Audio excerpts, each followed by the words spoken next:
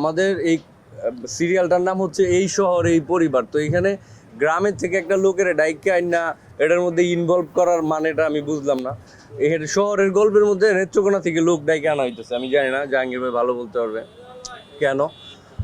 তো ব্যাপারটা হয়েছে যে আমি এনজয় করতেছি এখানে। এই আমাদের এই সেটে আমার যে জিনিসটা মজা লাগে, আমার আমার অভিনয়টা আমার মানে সবাই বলে আমার ছোটবেলা থেকে অভিনয়ের শখ, কিন্তু আমি আসলে প্রমাণ করতে পারবো যে আমার আসলে ছোটবেলা থেকে অভিনয়ের শখ ছিল।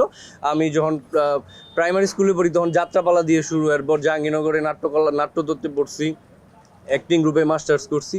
তারপর আইসা দেখি কিরে ভাই কি শিখলাম, এই তো সব উল্টাপাল্টা। এখানে আইসা দেখি তো অন্যরকম জিনিস। অ্যাকশন বলার পরে তখন আগের সব কিছু ভুলে যাই।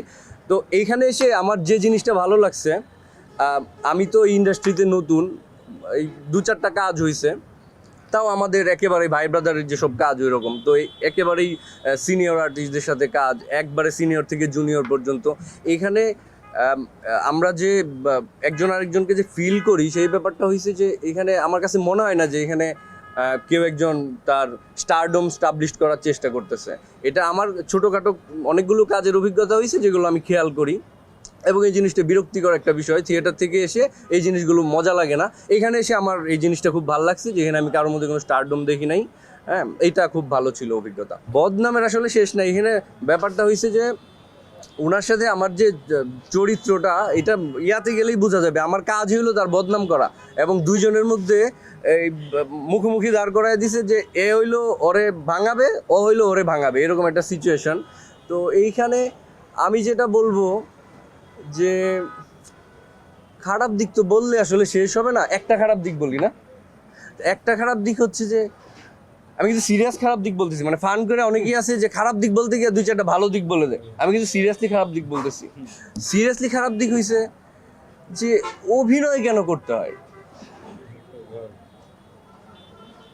মানে অভিনয় করার দরকার নাই, মানে এজ ইট ইজ করলেই হয়। উনি যা এটাই যদি স্ক্রিনে করে তাইলেই হয়ে যায়। উনি অভিনয় করে জিনিসটারে হচ্ছে আরো বড় করতে যায়, এত কিছু দরকার নেই। আপনার চরিত্রের সাথে তো মিলে গেছে, আপনি পার্সোনাল লাইফে যা, এখানে তো একই চরিত্র আপনার দিচ্ছে, এটা তো অভিনয় করার দরকার নাই।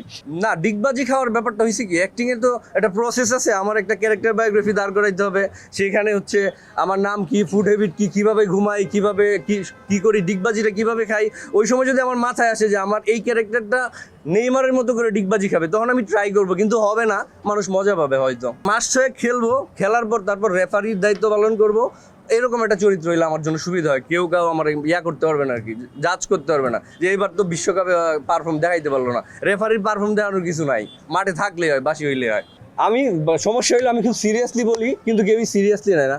রাব্বি ভাইয়ের হচ্ছে একটা গুণ আছে, সেটা হচ্ছে উনি খুব বেস থেকে কথা বলতে পারে। এটা খুব মজা। কিন্তু আমি যখন পার্সোনাল লাইফে ওনার সাথে কথা বলি, তখন যখন বেস থেকে কথা বলে, তখন আমি মনে করি উনি কি আসলে এটা কি বলে কবিতা পাঠ করছে, নাকি আসলে উনি রিয়েল লাইফে আছে, নাকি উনি চরিত্রের জায়গা থেকে কথা বলতেছে। এটা একটু কনফিউজিং, কিন্তু আমি জিনিসটা এনজয় করি।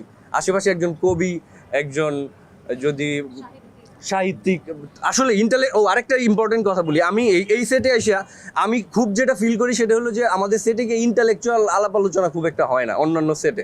হ্যাঁ, যারা আমার সাথে কাজ করছে হয়তো আমার গালিগালাজ করবে, কিন্তু এইখানে এসে আমি দেখতেছি না, যা খুবই আমি রানা ভাইরে খুব মিস করতেছি। মানে সবাই এখানে ইন্টালেকচুয়াল আলাপ আলোচনা হয়, এটা খুব দরকার, যেটা আমি দীর্ঘদিন ধরে মিস করতেছি। তো এই যে ভাইয়ের ব্যাপারে যেটা বলতেছি, যে আশেপাশে যখন একজন কবি সাহিত্যিক, যদি মনে হয় যে না উনি একটা ক্লাসিক জায়গা থেকে ডিল করতেছে টোটাল প্রজেক্টটা, তখন ভালো লাগে।